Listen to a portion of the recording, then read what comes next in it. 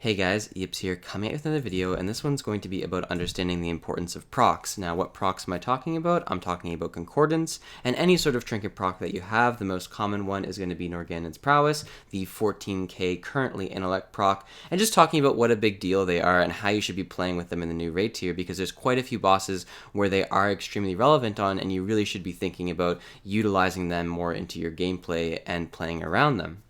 So just to iterate and kind of show you guys how powerful these trinkets can be, I'm just going to cast Drain Soul on a mob.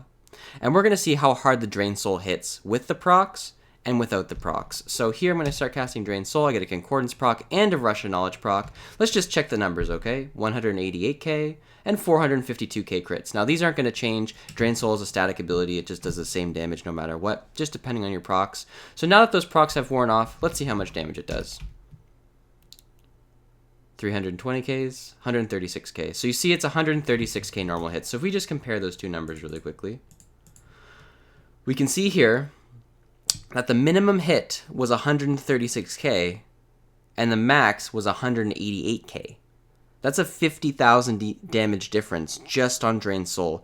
And that's a huge percent difference. And on the crits, it was 120,000 or 130,000 damage difference, which again is like a 30% damage increase. So when you have Concordance and the Rush of Knowledge up, it's about a 30% damage increase when they proc together. That's more powerful than Soul Harvest, okay? So you really need to be looking out for when these things are proccing. You might be asking why, and that's because when you're running a build like Absolute Corruption on a boss fight, you need to be thinking about your reap usage, because I'm going to show you guys how you used to play with Absolute Corruption. So the way back, way back in TOV and Emerald Nightmare when this talent was used a lot more, the way that you used to play with Absolute Corruption is you would just sit there, wait for yourself to get some reap stacks, and then you would dump all of your UAs with reap like this. This is how you used to play with it.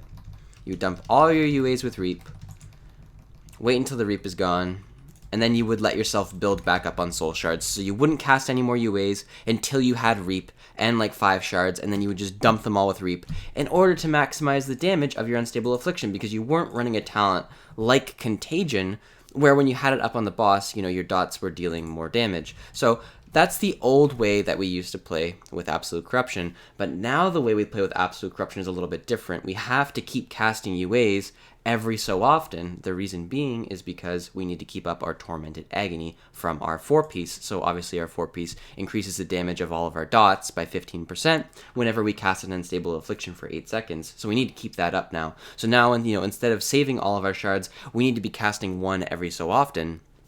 But on a lot of boss fights, like Dogs, like Coven, multiple target fights where we are running this Absolute Corruption talent, a lot of the time we have an excess amount of soul shards because we're dotting 2 targets and only spending 1 UA every 8 seconds. So what do you do with these extra soul shards? Well, what you do is you still use them with your excess reap, but you wait until you get a Concordance or a Trinket proc in order to increase your damage further, because you want to stack modifiers. That's the whole way that people get really good parses in World of Warcraft, is they work their best to stack modifiers as much as possible. So I'm just going to show you guys briefly how to do this on a boss fight, and then I'm going to show you guys a Warcraft log of me doing this and showing you what it should look like. So here, I'm going to kind of ignore this Concordance proc because it just procced on the pull, and we're going to wait. And we're going to wait for a proc here. So we get, we get the Norganon's Prowess proc. We get the Rush of Knowledge. We're going to go ahead and reap. Cast all of our UAs with that bonus 30, well, this is probably about a 15% damage increase when that procs, roughly speaking. And we're going to cast all of our UAs with that, with reap. Okay? And now we're just building shards again. We're building shards. We're building our tormented souls. We're just chilling, doing the standard rotation. Our shard count will start to go up eventually.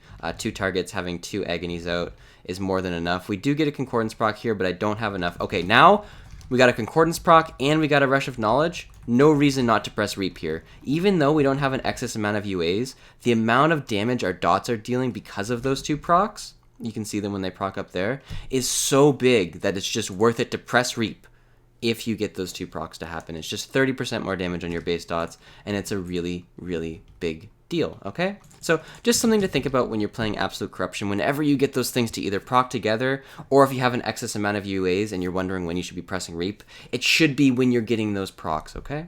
Now I'm going to show you guys a Warcraft log of me playing against Fellhounds of Sargeras, and I'm going to show you guys what this should look like, okay?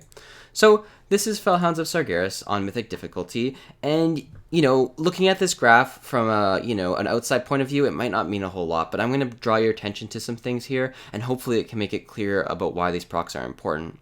So we can see some peaks here. We can see some mountains, okay? So obviously the first mountain should be pretty obvious. This is Bloodlust, right?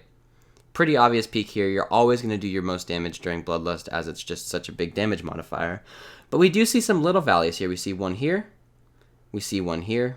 We see another one here that's a much bigger. We see one here, and then we also see one at the end. And when these peaks and valleys happen is when I'm getting Concordance and when I'm getting my Rush of Knowledge. That's when I'm stacking all of my modifiers together and doing increased damage. So you see these dips here? These dips are kind of just like my baseline damage, and then when I get a proc, you see how much my damage actually increases, and I'm going to show you guys how you want to stack your buffs. So when I go into my buffs here, I'm going to go ahead and add Deadwind Harvester. I'm going to add Concordance, I'm going to add Rush of Knowledge, and I'm going to add Soul Harvest, okay? So these are the main procs on a boss fight that you're going to be getting, and I want you guys to see how all of these procs are lining up, okay? We see my Reap on top lining up with here, which is a Concordance proc, and Soul Harvest. So I'm stacking Reap, Concordance, and Soul Harvest, and you see the peak here, okay? The next little peak, we see Rush of Knowledge, Concordance, and Reap, right here. Using as much Reap as I have, Concordance, and Rush of Knowledge, and here's the peak. We see another little peak here, that's just from Reap. We see another big peak here, that's Soul Harvest, Concordance, and Rush of Knowledge, that's this peak here. We see another peak here, that's Concordance and Reap, and then we see the last peak here, that's Concordance, Rush of Knowledge, and Reap. So you see, it's not 100% of the time, but for most of these procs during the boss fight, I am actively trying to use my Reap stacks when I see them proc. See here, there's a little bit of a delay, but as soon as I see it, I press my Reap. Here, press my Reap as soon as I see this. Here again, I see these two procs, I use my Reap. Even though I only had one stack, I used it because it's such a big damage increase here, okay? So now you can see how clearly, these modifiers here match up with this, these ones here match up with this, these ones here match up with this, and these ones here match up with this, and then obviously these procs at the end line up with this. So these intellect procs are really something you should be thinking about and something you should be trying to line up together on a multiple target situation with Reap Souls. You really should be trying to save them for those situations. Obviously, sometimes you're going to be generating a lot of Reap over the fight if you're getting good RNG and you're just going to want to use it. That's fine. But if you are at 3 Reap stacks and you're like, man, should I use this or not?